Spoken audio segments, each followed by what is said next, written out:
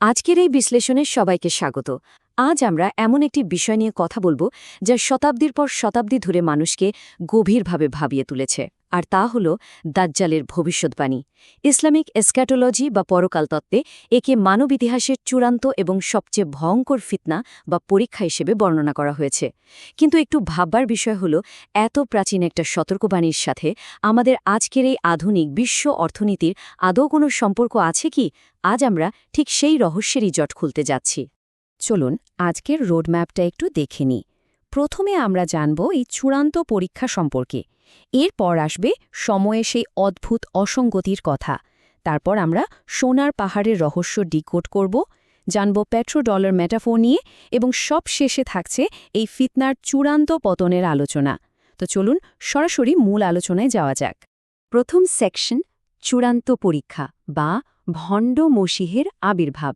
প্রাচীন টেক্সটগুলাতে এই চরিত্রটিকে ঠিক কিভাবে বর্ণনা করা হয়েছে, আসুন তা একটু ঘেঁটে দেখি। সোর্স মেটেরিয়ালগুলো আমাদের বলছে এই আগমনটি হবে মানব ইতিহাসের সবচেয়ে বড় ফিতনা বা পরীক্ষা।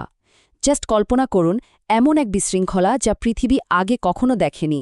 টেক্সটে এমন এক সত্তার কথা বলা হয়েছে যে আকাশকে বৃষ্টিবর্ষণের নির্দেশ দিতে পারে, মাটিকে ফসল ফলানোর আদেশ দিতে পারে, এমনকি মৃত মানুষকে জীবিত করে অলৌকিক ক্ষমতার ভান পর্যন্ত করতে পারে। একেবারে চূড়ান্ত পর্যায়ের ইলিউশন বা মায়াজাল।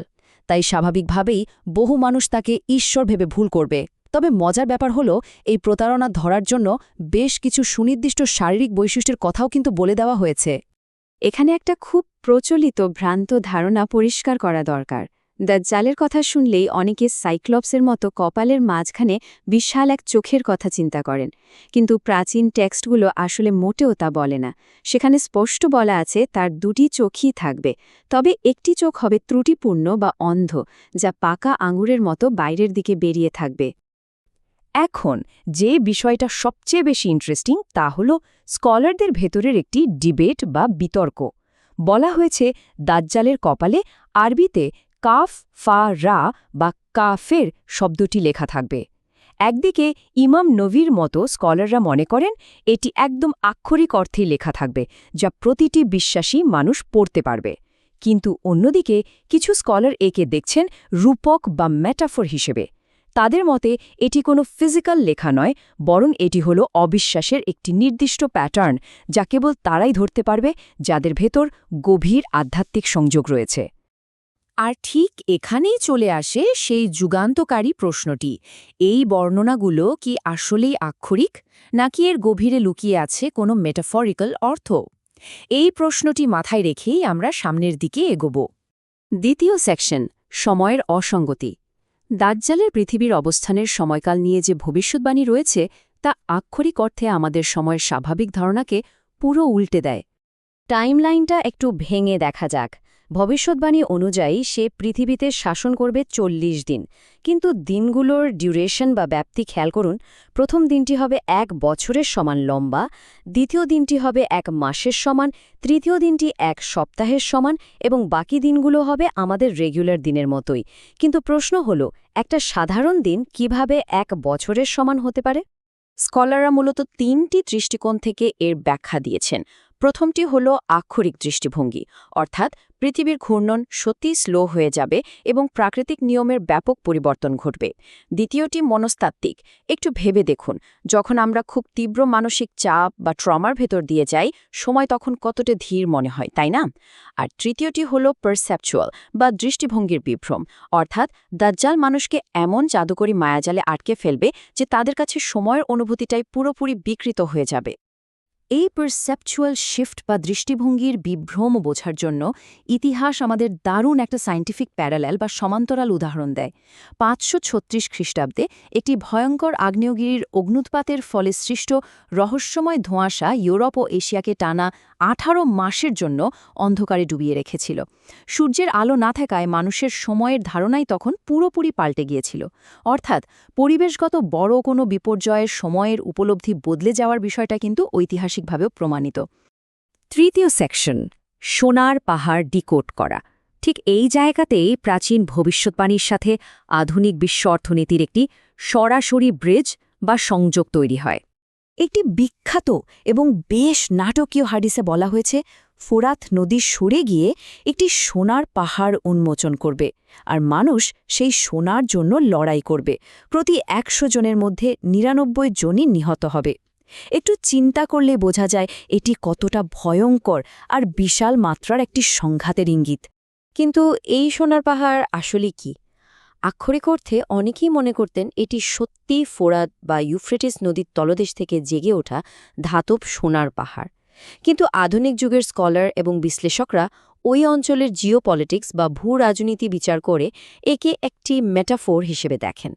তাদের মতে এখানে পাহাড় মানে হল বিপুল পরিমাণ সম্পদ, আর সোনা বলতে বোঝানো হয়েছে ব্ল্যাক গোল্ড বা জ্বালানি তেলকে, যা আধুনিক বিশ্ব অর্থনীতির মূল চালিকা শক্তি। আর এখান থেকেই আমরা আমাদের চতুর্থ সেকশনে প্রবেশ করছি, পেট্রোডলার মেটাফোর, যাকে অনেকেই আধুনিক যুগের অর্থনৈতিক ফিতনা বলে থাকেন। চলুন আধুনিক আর্থিক ইতিহাসের খুব দ্রুত একটা টাইমলাইন দেখে নিই। ১৯৪৪ সালের ব্রেটেন উডস চুক্তির মাধ্যমে কাগজের মুদ্রার বিপরীতে সোনার ব্যবহার সীমিত করে ফেলা হয়। এরপর ৭১ সালে মার্কিন যুক্তরাষ্ট্র গোল্ড স্ট্যান্ডার্ড পুরোপুরি বাতিল করে দেয়, যার মানে হল টাকার নিজস্ব আর কোনো ভ্যালু বা মান রইল না। ঠিক এর ২ বছর পর ১৯৭৩ সালে তেলের ওপর এমবার্গো বা নিষেধাজ্ঞার কারণে এর দাম আকাশচুম্বী হয়। সোনা থেকে সরে এসে এই কাগজের মুদ্রায় রূপান্তরকে আধুনিক বিশ্লেষকরা কোনো সাধারণ দুর্ঘটনা মনে করেন না। আর এই পটভূমিতেই জন্ম নেয় পেট্রোডলার। সহজ কথায় পেট্রোডলার হল এমন একটি বৈশ্বিক ব্যবস্থা যেখানে আন্তর্জাতিক বাজারে তেল কেনাবেচা হয় শুধুমাত্র মার্কিন ডলারে। এর ফলে বিশ্বজুড়ে এই কাগজের মুদ্রার একটি কৃত্রিম অথচ অটুট চাহিদা তৈরি হয়। আধুনিক কিছু স্কলার মনে করেন ঠিক এই মেকানিজমটি হল বৈশ্বিকভাবে মানুষকে আর্থিকভাবে পরাধীন করার একটা বড় ফিতনা। তাহলে আধুনিক এই থিওরির মূল বিষয়টা কি দাঁড়ালো? বিশ্লেষকদের মতে ফিয়াট কারেন্সি বা বর্তমান কাগজের মুদ্রার নিজস্ব কোনো ভ্যালু বা অন্তর্নিহিত মূল্য নেই। এটি পুরোটাই একটা ইলিউশন। এর সাথে যুক্ত হয়েছে সুদভিত্তিক বৈশ্বিক ব্যাংকিং ব্যবস্থা, যা মানুষকে কেবল ঋণের গভীর জালে জড়াচ্ছে। তার উপর একচিটিয়া বাজারগুলো ন্যায্য বাণিজ্যের বদলে পণ্যের দাম নিয়ন্ত্রণ করছে। এই দৃষ্টিকোণ থেকে দেখলে দাজ্জালের সেই জাদুকরী মায়াজাল কোনো নির্দিষ্ট ব্যক্তি নয়, বরং এই প্রতারণাপূর্ণ বৈশ্বিক আর্থিক ব্যবস্থাই হল সেই ফিতনা। পঞ্চম এবং শেষ সেকশন, চূড়ান্ত পতন। আসার কথা হল সোর্স মেটেরিয়ালে শুধু এই চরম পরীক্ষার কথাই বলা হয়নি, বরং কিছু আধ্যাত্মিক ও ব্যবহারিক আত্মরক্ষার উপায়ও বলে দেওয়া হয়েছে। আধ্যাত্মিক দিক থেকে সূরা আল কাহাফ তেলাওয়াতের ওপর ভীষণ জোর দেওয়া হয়েছে। কিন্তু প্র্যাকটিক্যাল বা ব্যবহারিক দিকটা কি?